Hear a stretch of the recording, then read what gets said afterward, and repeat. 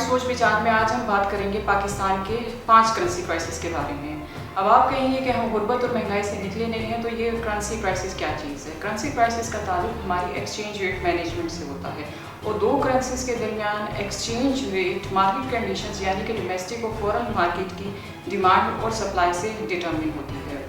इसी exchange rate में fluctuations मुल्क की तिजारत और बैंकिंग सिस्टम को मुतासिर करती है। इससे बचने के लिए सेंट्रल बैंक्स अपने फॉरेन एक्सचेंज रिजर्व्स को इस्तेमाल करते हैं और मार्केट कंडीशंस में इंटरवेंशन करके अपने मुल्क की करेंसी की कदर को बरकरार रखने की कोशिश करते हैं। लेकिन ये हल जो सा होता है वो आर्जी होता है, क्योंकि मुस्तकिल तौर पर अगर सेंट्रल बैंक अपने फॉरेन एक्सचेंज रिजर्व्स को इस्तेमाल करे और मार्केट इंटरवेंशन करके मार्केट कंडीशंस के खिलाफ अपनी करेंसी को डिटरमिन करता रहे तो उससे उसके फॉरेन एक्सचेंज रिजर्व्स मुतासिर होते हैं। कहीं हमारे पास रुपए की कदर डेप्रिशिएट कम होने की वजह से जो कर्ज़ों की हम अदायगी कर रहे थे उसमें मुश्किल ना आए, तो अब हम क्या कर रहे होते हैं, हम अपने फॉरेन एक्सचेंज रिजर्व्स को इस्तेमाल करके जो डॉलर की हमारे पास सप्लाई थी ना उसको ज़्यादा कर रहे होते हैं। अब जैसे ही वो हमारे पास सप्लाई उसकी मार्केट में ज़्यादा हो जाती है तो हमारे बैक के ऊपर जो फॉरेन एक्सचेंज रिजर्व्स है वो ऑटोमेटिकली कम हो जाते हैं। तो यहाँ पर हमने अपनी रुपए की गैर यकीनी कदर को तो बरकरार रखा, लेकिन उसके बदले में हमने अपने फॉरेन एक्सचेंज रिजर्व्स को भी कम कर दिया। पाकिस्तान में सेंट्रल बैंक ऑफ पाकिस्तान एक लंबे अरसे से अपने फॉरेन एक्सचेंज रिजर्व्स को इस्तेमाल करके रुपए की गैर यकीनी कदर को बरकरार रख रहा है और इसी वजह से ही और इसी सूरत हाल को हम क्या करेंसी क्राइसिस का नाम देते हैं, जिसमें आप मुल्क की करेंसी को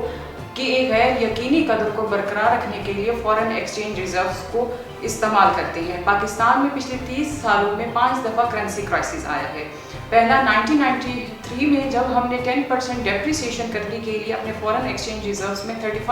1% तक कमी की थी। फिर 1998 में हमें 12% डेप्रिसिएशन के लिए 51% फॉरेन एक्सचेंज रिजर्व्स को यूज़ करना पड़ा। इसी तरह से 2008 में हमने जब रुपए की कदर को बरकरार रखा तो उसके लिए हमें अगेन 31% फॉरेन एक्सचेंज रिजर्व्स कम करने पड़े। इसी तरह से 2019 में डेप्रिसिएशन के लिए भी हमें 10% फॉरेन एक्सचेंज रिजर्व्स को कम करना पड़ा। तो अब हम कह सकते हैं कि सेंट्रल बैंक की इंटरवेंशन की वजह से रुपी जो सा है वो इस वक्त ओवर वैल्यू है, जबकि इसको अंडर वैल्यू होना चाहिए था। ओवर वैल्यू से मुराद हमारी क्या है कि $1 जो हम जिसके बदले में हम 160 रुपये दे रहे होते हैं, हमें दरअसल उसके लिए 170 रुपये देने चाहिए थे अगर ये मार्केट कंडीशन से डिटरमिन होती। ये जो पाइट की रिसर्च है इसमें हमने अपनी ये तजवीज़ पेश की थी कि एक तो मार्केट कंडीशंस ही आपकी एक्सचेंज रेट को डिटरमिन करें, सेंट्रल बैंक मार्केट कंडीशंस में एक लंबे अरसे तक इंटरवीन ना करे और ना ही मार्केट में अपने रुपए की कदर को गैर यकीनी हद तक बरकरार रखने के लिए अपने फॉरेन एक्सचेंज रिजर्व्स को इस्तेमाल करे।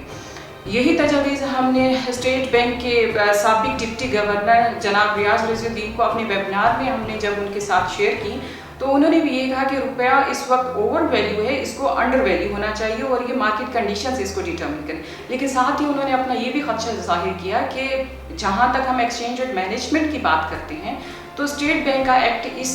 एक्सचेंज रेट मैनेजमेंट के हवाले से बहुत वीक या कमज़ोर है,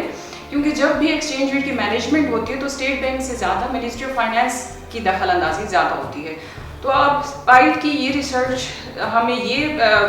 हम ये अखज़ करते हैं कि एक तो एक्सचेंज रेट मार्केट में डिटरमिन होना चाहिए, सेंट्रल बैंक को हम इतना इख्तियार दें कि उसमें सियासी असरअंदाज कम हो और स्टेट बैंक सिर्फ थोड़े अरसे के लिए मार्केट कंडीशंस में इंटरवीन करे, लंबे अरसे के लिए वो इंटरवीन ना करे, उससे उसके